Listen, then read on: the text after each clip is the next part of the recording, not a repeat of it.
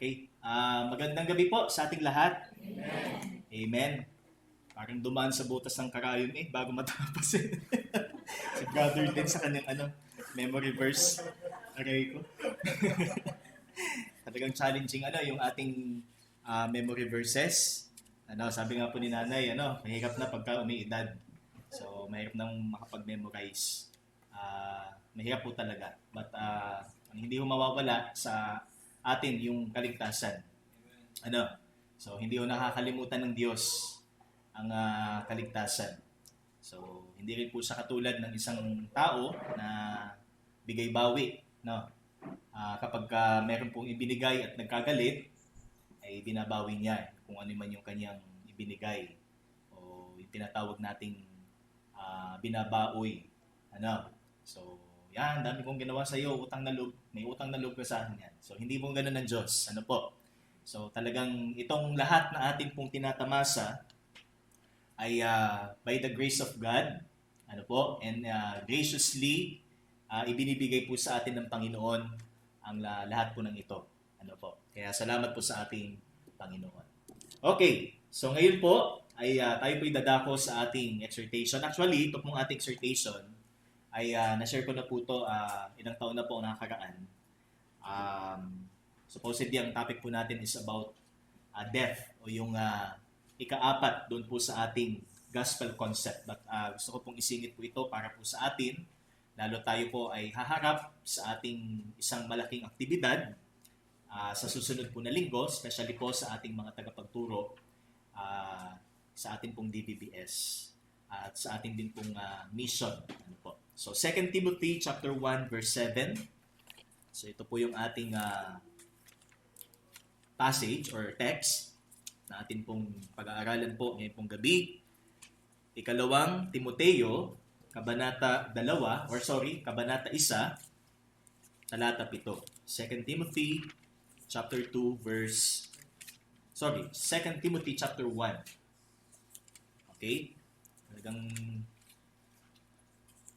pati sa kabanata talata. Okay. Chapter 1 verse 7 of 2 Timothy. Basahin ko po, tingnan po natin sa atin po mga Biblia. For God gave us a spirit not of fear. So this is from ESV. For God gave us a spirit not of fear, but of power and love and self-control. Sa Diyos po ang kapurihan, tayo po'y manalangin. Salamat po muli, Ama, sa gabing ito. Salamat po sa patuloy ng pagpapaalala sa amin kung gaano po kami kapalad at kung gaano po kami ka-privilege na inyo pong gamiting instrumento para po sa mission at sa marami pang ministeryong mabubuksan. At patuloy po, Panginoon, ikaw pong manguna sa bawat isa na makikinig ng iyong salita at ang inyo pong tagapagsalita na gagamitin. Higit niyo pong itago, Panginoon, sa likod ng inyo pong kabanalan. At ikaw po lamang ang maitaas sa lahat ng ito. Hindi po ito mahaluan ng anuman pong mga puro-purong hindi mula sa iyong salita. Kundi ang tanging salita niyo po lamang ang mapapakinggan po namin sa gabing ito. At patuloy na ito'y magbigay po ng karangalan lamang sa iyo. Salamat po. Ito pong aming dalangin sa pangalan ng iyong anak na si Jesus. Amen at amen. Okay. God-given spirits. So ito pong spirits, so we have to understand na hindi po ito Holy Spirit. Okay? Kasi pag binasa po natin ang Bible, marami po kasing gamit yung salitang spirit. So mamaya makikita po natin ano ba yung spirit na sinasabi po dito ni Apostle Paul kay Timothy. So kung titingnan po natin ang bahaging ito ng kasulatan, the book of 2 Timothy was written right before si Apostol Pablo po ay patayin or bitayin dahil sa kanya pong pananampalataya. So this is the last Pauline epistle or Pauline letter. Ito po yung pinakahuling aklat na nasulat po ni Apostol Pablo. Kaya yung huling bahagi po ng 2 Timothy, ang makakabasa po natin doon is yung tinatawag po nating farewell address ni Apostle Paul. So, parang nagpapaalam na siya. So, mababasa po natin in chapter 4, I have finished the race, I have kept the faith, diba? I have fought the good fight of faith. So, nandun yung kanyang accomplishment. So talagang napagtagumpayan niya ang mission niya sa buhay. So at yan din po ang ating panalangin para sa bawat isa. Masasabi din po natin yung statement na binitawan po ni Apostol Pablo nung siya po ay malapit ng bitayin. So, I have finished the race and I have kept the faith, I have fought the good fight. So, tayo po ay nakikipaglaban throughout ng ating buhay Kristiyano. Kaya, mahirap din po sa isang banda para po sa atin. Na dumadating po tayo sa point na tayo po ay nanghihina sa ating pong paglilingkod sa Panginoon. At kaya nga po ito sinulat ni Apostol Pablo kay Timothy is because si Timothy po ay nasa mababang estado ng kanyang buhay pananampalataya. So, it doesn't mean na nawala ang kanyang kaligtasan. Hindi po nangangahulugang nawala po ang kaligtasan ni Timoteo. Ang ibig sabihin is, nandun siya sa kanyang krisis, ng pananampalataya. So, nasa bahaging siya po ay nanghihina sa kanya pong pananampalataya. At si Apostol Pablo po, ang nagsisilbing niyang ama sa pananampalataya. So, siya yung spiritual father ni Timothy. Kaya sabi niya, kay Timoteo, sabi niya dito sa verse 7 again? For God gave us a spirit not of fear. Hindi tayo binigyan ng Diyos ng espiritu ng pagkatakot, sapagkat si Timoteo po ay isang alagad ng Panginoon. Ngunit, ang ibinigay niya sa atin ay kapangyarihan, pag-ibig, at pagpipigil sa sarili. So ito po ang ating mga tutunghayan sa gabi pong ito. So, again, mga kapatid, ano po ang nagtutulak sa atin para mapigilang gawin ang bagay na dapat nating gawin bilang isang alagad ng Diyos? So, kapag tayo po ay nasa isang pagkakataong pwede nating ibuka ang ating bibig para maipahayag po natin ang salita ng kaligtasan, ano po ang kadalasang pumipigil po sa atin? Di po ba? So, of course, una sa lahat, yung ating takot. Di ba? So, yung takot natin na mapahiya tayo sa ating pag-share ng salita ng kaligtasan. So, yun yung pangunahin. Ikalawa, intimidated. So, kung halimbawa ang taong ating babahaginan ay mas mayaman sa atin, mas magaling sa atin, mas matalino, so kung ano man yung mga point of comparison natin as para sa ibang tao, so isa din yan sa mga naging dahilan para tayo ay maging tikom na ipahayag ang mabuting balita ng Panginoon. So, basically, makikita ho natin is kung ano yung magiging reaction nila at kung ano yung magiging tingin nila sa atin. Kaya ito yung kadalasang dahilan para hindi natin maibahagi ang mabuting balita. Ngunit, sabi po dito, hindi tayo binigyan ng espiritu ng pagkatakot. So, God has not given us a spirit of fear. So, sa ibang translation po, makikita natin is spirit of timidity. Kaya mga kapatid, 2 points lang po ito. So, the first point po natin is the negative, what God has not given. So, ano yung hindi binigay sa atin ng Panginoon in order for us not to remain silent or not to be dominated by our fear para sa ating pagbabahagi ng salita ng Panginoon. At ang ikalawa po natin is what God has given to you. Ano po ang ibinigay sa atin ng Panginoon. So, that's why walang dahilan para tayo po ay matakot, walang dahilan para tayo po ay ma-intimidate, walang dahilan para tayo po ay tamarin sa ating pagbabahagi ng mabuting balita. Okay? So first, again, the negative is what God has not given to you. Ano po ang hindi binigay sa atin? So sa talata, mababasa po natin, for God has not given us a spirit of timidity. Okay? So ano yung timidity? Ano yung spirit? So binanggit ko po kanina, ang spirit na yan, so with a small s, hindi po yan automatically, ang tinutukoy dyan is the Holy Spirit. So that is mali. So pag binanggit po ang salitang spirit, marami po yang usage. Marami po yung gamit. Depende po sa konteksto. At sa konteksto po, ang spirit po diyan, although that is from the Greek word pneuma, hindi po yan Holy Spirit.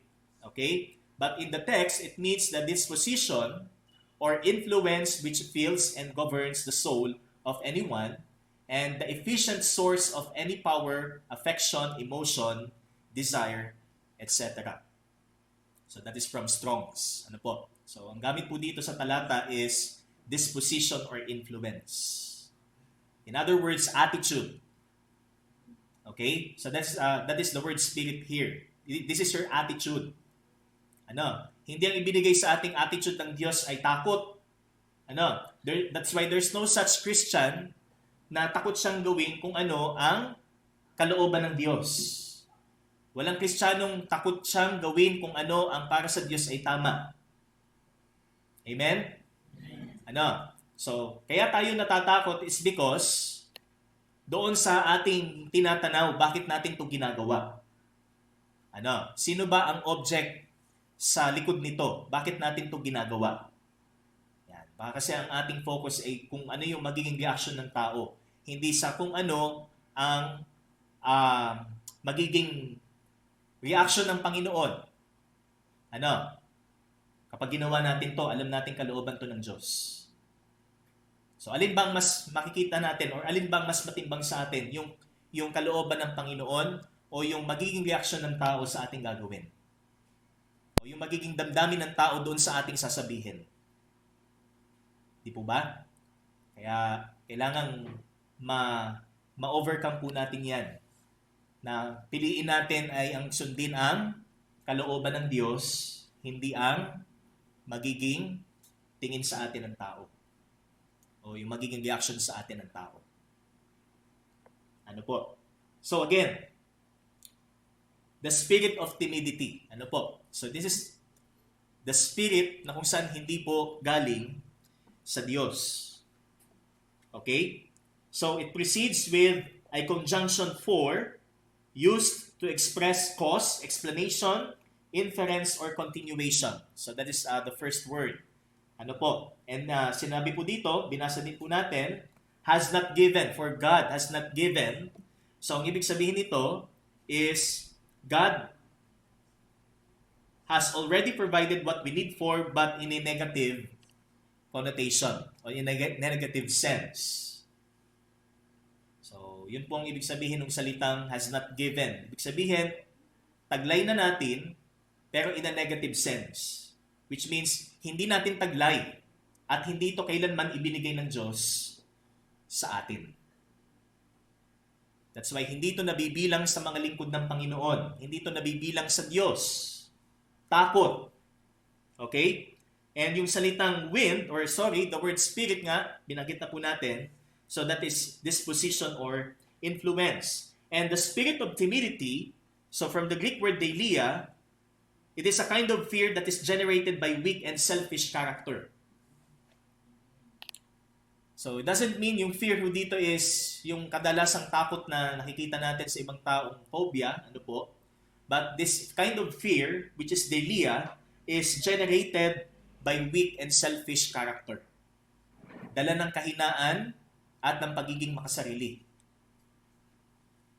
Kaya takot. Ano? Intimidated. Half-hearted. Okay? Hindi siya talagang bold and confident to share the gospel. Mga kapatid. So yan po yung kahinaan po na kung saan ay lahat po tayo. We are all vulnerable. Talagang hindi po tayo exempted. Mark chapter 13 verse 11. Ito po ang ating mababasa. Mark chapter 13 verse 11. And when they bring you to trial and deliver you over, do not be anxious beforehand what you are to say, but say whatever is given you in that hour, for it is not you who speak, but the Holy Spirit. Okay? So, based dun sa text, makikita natin, kung i-apply po natin sa ating mga preachers, teachers, evangelists. So, tayo ang nagiging mouthpiece, but it is the Holy Spirit who actually speaks. Kapag tayo po ang nagsasalita sa harap ng madla o sa mga taong sinesyarat po natin. Kaya huwag nating isipin na ang makikita nila sa atin is yung ating pagkakakilanlan, kundi ang Panginoon. Kumakatawan tayo. Ano ho? Tayo ang ginagamit ng Diyos. Tayo ang kinatawan ng Panginoon para maibahagi ang kanyang salita. Okay? Kasi nga, ang pagliligtas po ay sa Diyos. Hindi ho dahil sa ating way kung paano po natin ipaliwanag o kung paano po natin ibahagi ang gospel. Hindi po doon maliligtas ang tao. Meron pong nangyayari dyan sa relihiyon. So, ang tawag po natin dyan is nagiging adherent sila. Dahil hindi sila saved doon talaga sa salita ng Panginoon through the work of God, kundi na-convince lang sila dahil doon sa personality o doon sa talento o abilidad nung nangangaral. Okay? So magkaiba yun ha. Pagka sa relihiyon, na napapansin tayong mga talagang diehard, na talagang ipagtatanggol nila yung kanilang tagapanguna kasi hindi, ganito yan. So ito yung sabi ni ganito, ito yung sabi ng aming leader eh. Okay? So nandun yung kanilang pag-asa, kumbaga dun sila naka-anchor, hindi sa salita ng Panginoon. Unlike po sa atin, we're just ambassadors. Tayo po ay kinatawan ng Diyos para may pahayag ang kanyang salita. Okay? Kaya hindi po spirit of timidity o espiritu ng pagkatakot. So kung titingnan po natin ang context, bakit po naging ganito si Timothy? So dumaan siya sa kahinaan ng kanyang paglilingkod sa Diyos. Because, so ito po yung background, dahil po sa tinatawag nating persecution. So isa po sa naging dahilan kaya nanghina po si Timoteo is yung intensity ng persecution ng panahon na yon. Dahil nga po si Apostol Pablo ay papatayin na, bibitayin na siya, at yan ay lantad sa kanila na talagang kapag ikaw ay pinili mong maglingkod sa Panginoong Hesus, yun lang talaga ang pupuntahan. Persecution, kamatayan. Okay? So yun po ang isang dahilan. Kaya po si Timoteo ay nakaranas po ng panghihina.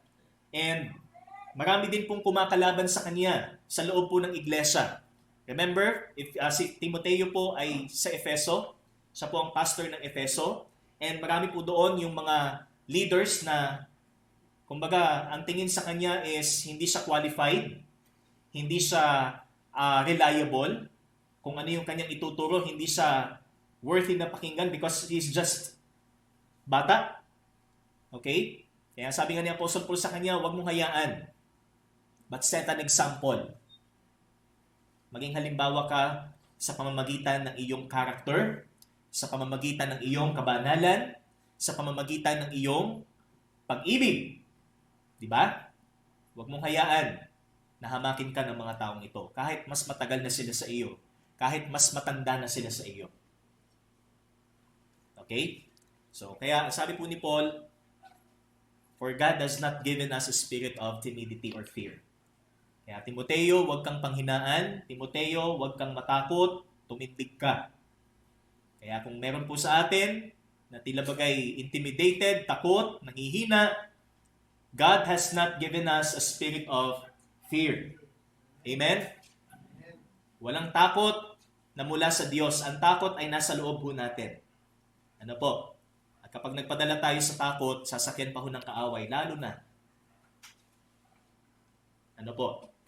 Kaya, aware po ba tayo sa bahaging ito? Aware po ba tayo? Kasi hindi lang ito isang beses nangyayari sa atin. Almost daily. Kung sa simula ng araw, lagi nating ipinapanalangin sa Panginoon, Panginoon, sana po sa araw na ito may masyaran ako. Pero ilang araw ba na lumipas sa buhay natin na may nasyaran ho tayo? At kapag may pagkakataon pong ibinibigay sa atin ng Panginoon, nasyaran po ba natin? Okay? So again, God has not given us a spirit of timidity. Okay? Next. Number 2, what God has given to you. Ano ba ang ibinigay sa atin? Bakit hindi tayo dapat matakot? Bakit hindi tayo dapat ma-overwhelm ng kaganapan sa mundo, o ng kaganapan sa buhay natin, mga pagsubok. Bakit? Because God has given us, okay, balikan po natin ang text. In verse 7, ano po sabi dito? But of power and of love and of self-control. So, tatlo. Okay? So, dun sa negative natin, isa lang. Pero sa positive, so that is what God has given to you, tatlo ho ang meron ho tayo. Meron tayong disposition or attitude na kung saan ibinigay po ng Panginoon graciously. Okay? First, a spirit of power. So we have the power. Okay? Meron tayong kapangyarihan which is not innately sa atin, but this is the power of God that is, kumbaga, enabling. Ito po ay nagbibigay sa atin ng kakayanan. Ano po? So ito po ay mula sa Diyos na kanyang ibinigay sa atin, and it enlightens the heart and enables our soul to be effective in His service. We have been empowered by God in Christ. That's why wala po tayong dahilan para sabihin na, Panginoon, hindi ko po kaya. Panginoon, hindi po ako marunong. Panginoon, hindi po ako magaling magsalita. Remember, we have the spirit of power that enables and consistently, ano po, na nagpapatuloy tayong magpagamit sa Kanya. That's why, ang keyword lang po dyan, mga kapatid, is submission. Magpasakop tayo sa kapangyarihan ng Diyos para tayo maging effective sa ating paglilingkod. Wala nang ibang solusyon doon. Ano po? Hindi dahil tayo ay maraming naranasan sa mundong ito or may tinapos po tayo. Hindi po. Tayo ko'y umaasa lang sa kapangyarihan ng Diyos kung nais nating maging epektibo sa paglilingkod. Umasa lang po tayo sa Panginoon, sa kapangyarihan ipinagkaloob niya sa atin. Ano po? So again, that is to be effective in His service, and that is the same power that He used to raise Christ. Remember that what we call the inherent power of God. Alam po natin, pag sinabing kapangyarihan, wala nang higit pa sa kapangyarihan ng Diyos. Limitless ang kapangyarihan ng Panginoon. Kaya bakit hindi tayo umasa sa kapangyarihang ito? Dahil din sa kapangyarihang ito, muli tayong nabuhay. Sa kapangyarihan ding ito, tayo ho ay binuhay muli mula sa pagiging patay sa Espiritu. At tayo ngayon buhay para maglingkod sa Kanya. Kaya meron pong dalawang mahalagang katotohanan po na kailangan nating ilapat dito po sa tinatawag nating spirit of power. First is we must be aware for the fact that God has already given us the power. Kailangan alam po natin, batid po natin na nasa atin at taglay na natin ang kapangyarihan ito. Kaya walang excuse po sa atin na sabihin, Panginoon, hindi pa po ako handa. Panginoon, hindi pa po ako ready. Panginoon, hindi pa po ako marunong. Ano po ang sabi ng Ephesians chapter 1? Tingnan po natin sa Ephesians chapter 1 verse 18. Okay? Ano po sabi dito? Verse 18 to 20. Ephesians 1:18, having the eyes of your hearts enlightened, that you may know what is the hope to which He has called you, what are the riches of His glorious inheritance in the saints, and what is the immeasurable greatness of His power toward us who believe, according to the working of His great might, that He worked in Christ when He raised Him from the dead and seated Him at His right hand in the heavenly places. So, tingnan po natin muli. Ano po? Sabi dito, having the eyes of your hearts enlightened. So, we have been enlightened. Tayo po'y binigyan ng kaliwanagan ng Panginoon. Sa makatuwid, tayo po iligtas. Ano po? And that you may know what is the hope. That you may know. Kaya ito po, maliwanag na sa atin ang pag-asa at maliwanag na sa atin ang kayamanan ng kanyang glorious inheritance and what is the immeasurable greatness of His power, ang hindi masukat na kapangyarihan niya sa atin. Kaya wala akong ibang gagawin ho, mga lingkod ng Panginoon, para sila maging epektibo, kundi umasa, pagtiwalaan, at yung tinatawag nating yielding sa kapangyarihan ng Panginoon. Isangguni natin sa Diyos ang bawat pagkakataong ibinibigay niya sa atin para makapagbahagi ng mabuting balita. Dahil sa Kanya ang pagliligtas, tayo'y Kanya lamang instrumento. Amen? So that is the spirit of power. Next, the spirit of love. So medyo bibilisan ko na lang po. A spirit of love, makikita ho natin that this is the crowning element in our service for God. So hindi po ang paglilingkod sa Diyos is mechanical. Ano po? Apathetic. Wala hong paglilingkod na totoong apathetic. Wala siyang emosyon, wala siyang concern sa unbelievers. So hindi po. Ang sabi dito, we have the spirit of love, which is the crowning element, because we are God's children. Okay? Na una niyang inibig, that's why, bilang anak ng Diyos, tayo ay umiibig. At ang pag-ibig na ipinapakita natin sa kanila ay pag-ibig na ipinadama ng Diyos sa atin. Hindi yung emotion na pag-ibig. Pinopromote ng mundo. Kahit magkapareho kayo ng kasarian. But this kind of love is what we call the agape love. At ito ang pinaka-kailangan ng sanglibutang ito. Ito ang wala sa mundong ito.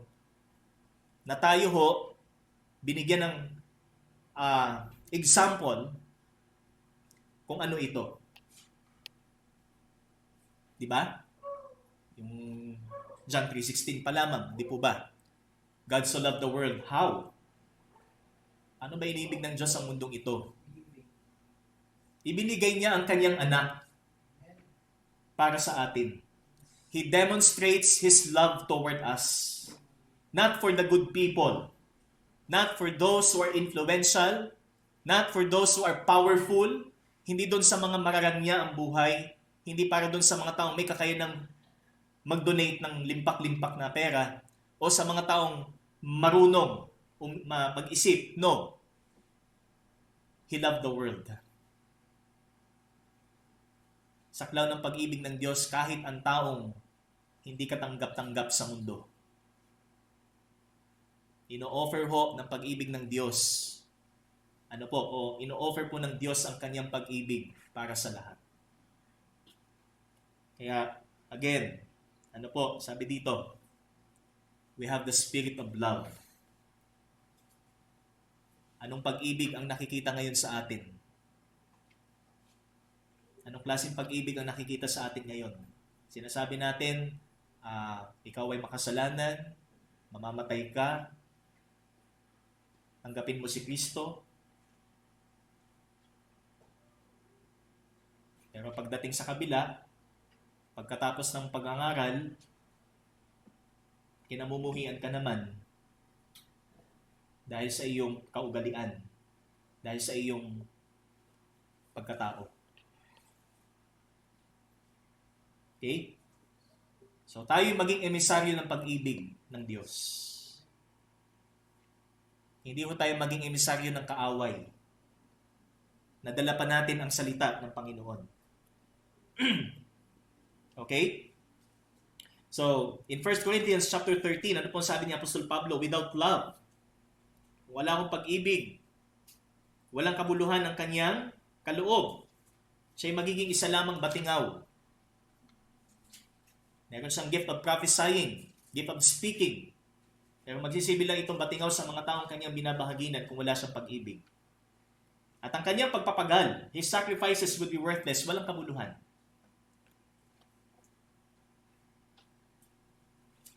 So mga kapatid, Para kanino natin ginagawa ang lahat ng ito? Para kanino natin ginagawa ang ating pag-minister?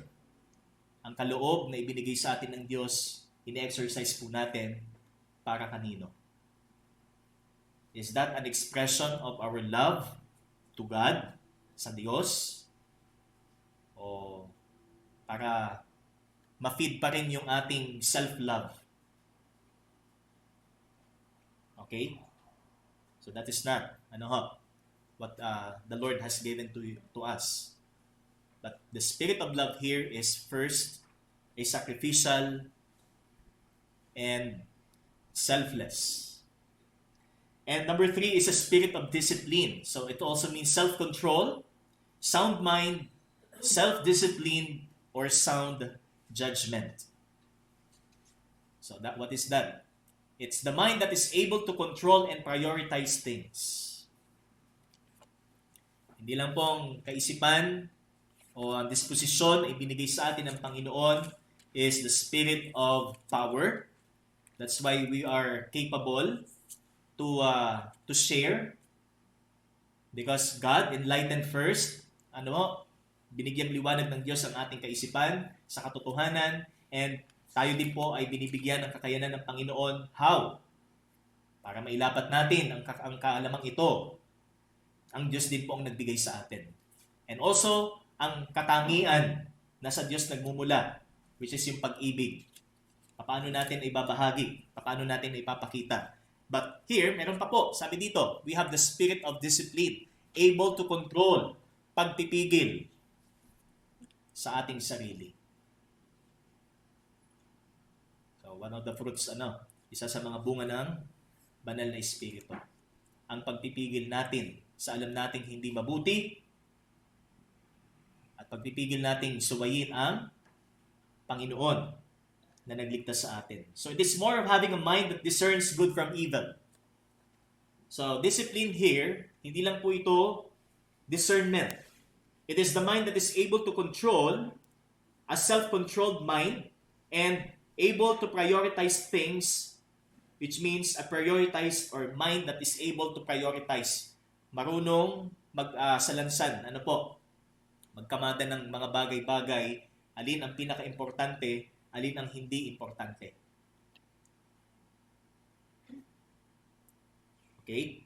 And it's the mind that experiences success without becoming proud and suffers failure without becoming bitter or hopeless. Hindi siya na hindi sumasama ang kanyang loob.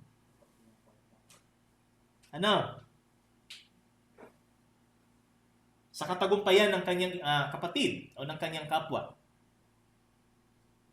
Nakikiisa siya sa kagalakan at nakikidalamhati siya sa mga nagdadalamhati. That is the spirit of discipline.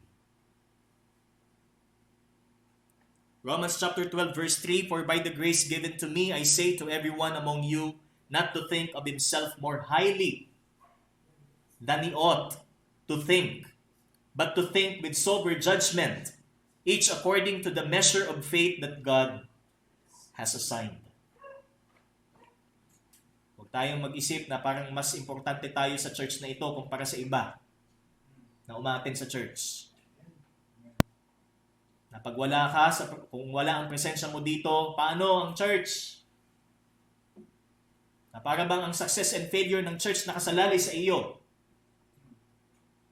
Nakakalimutan natin sino ang ulo ng iglesia at sino ang nasa likod ng tagumpay ng iglesia. Mga kapatid, discipline. Discipline ourselves. Kaya isa sa mga pinakamalaking kalaban po natin, sarili natin. Para hindi tayo maging epektibo sa paglilingkod, sarili natin. Kalaban natin. Pag hindi natin dinidisiplina ang sarili natin, katulad ni Apostle Paul, sinabi niya sa 1 Corinthians chapter 9, I buffet myself. I strike myself. Sa mga bagay na gusto kong gawin, pero baka pag ginawa ko ito, hindi ako maging epektibo. Kung hindi natin ginagawa yan, anong mangyayari sa atin? May progression pang mangyayari sa atin, sa paglilingkod natin. Di ba? Kaya itong tatlong ito, itong tatlong disposition na ito, ang magpaalala sa atin, walang dahilan para tayong mga tuwigan sa Panginoon at magsabi tayo sa Panginoon, I am not ready. Okay? Hindi pa ako handa, Panginoon. Hindi po ako magaling, Panginoon. No. We have these three. And God has already given all this sa atin. Amen? So ito po, para paalalan po tayo. So, as our conclusion, God has given us the spirit of power to effectuate our privilege to serve. So tayo may espiritu ng kapangyarihan upang maging epektibo sa ating paglilingkod. The spirit of love to exemplify the message that we share. Para maihalimbawa natin ang mensaheng ating ibinabahagi. And the spirit of discipline to excel in our pursuit of Christ likeness.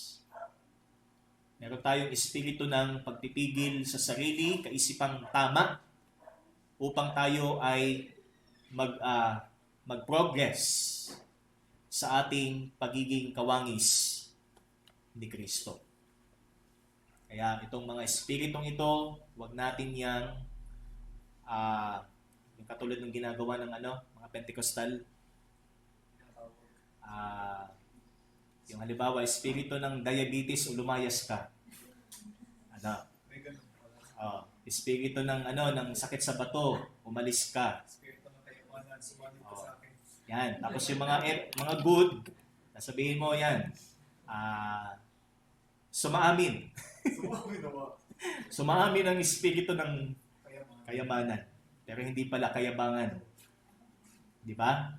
So ito po mga kapatid, ibinigay po sa atin ng Panginoon, pagyamanin po natin, at kung pagyayamanin po natin, maging epektibo tayo sa biyaya ng Diyos sa ating buhay na ito. Amen? Sa mga darating pang taon, marami pa ho tayong pagdadaanan. Kung plano ho ng Panginoon, talagang wala hong masasabi ho na tayo ho ay makakaalagwa lamang sa ating buhay dahil lamang sa biyaya ng ating Diyos. Tayo ba'y manalangin. Salamat po, Panginoon, sa iyong salita.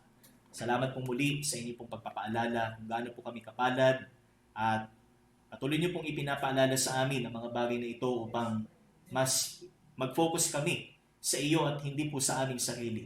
Sa mga bagay na nakikita namin, O Diyos, sa halip sa mga bagay na hindi nakikita. Ang patuloy po namin pagtuunan ng pansin at patuloy po namin asahan. Salamat po. Ito po ang aming dalangin sa pangalan ng iyong anak na si Jesus. Amen at amen. Sa Diyos po ang kapuri.